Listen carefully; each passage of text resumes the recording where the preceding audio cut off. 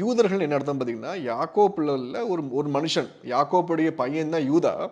அந்த 4வது பையன் நினைக்கிறேன். அவருடைய இனத்த தான் யூத இனம் அப்படிம்பாங்க. அந்த இனத்தில தான் நீங்க இஸ்லாம்ல சொல்லப்பட்ட எல்லா ப்ராஃபிட்ஸ், நீங்க குர்ஆன்ல சொல்லப்பட்ட அ தாவூத் ஆகட்டும், மூசா ஆகட்டும், இயேசு ஆகட்டும், அய்யூப் ஆகட்டும் எல்லோருமே யூதர்கள். அப்போ யூதர்கள் வம்சத்தில் வந்தது தான் இயேசு கிறிஸ்து. அப்போ இந்த யூதர்கள் தான் இந்த இந்த மொத்த ஹிஸ்டாரிக்கல் ஃபேக்டை சுமந்துட்டு வராங்க.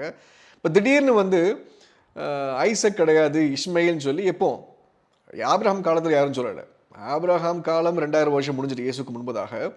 இயேசு கிறிஸ்துக்கு அப்புறம் ஒரு 600 வருஷம் கழிச்சு ஒருத்தர் இல்லைன்னு சொல்லும்போது எனக்கு தெரியுமாவது, இப்போ நீங்கள் ஒருத்தர் வாழ்ந்துட்டு இருக்கீங்க, நீங்கள் அவரை பார்த்து சொல்கிறீங்க நீங்கள் வாழலை அப்படிங்கீங்க, எப்படி இருக்கும்?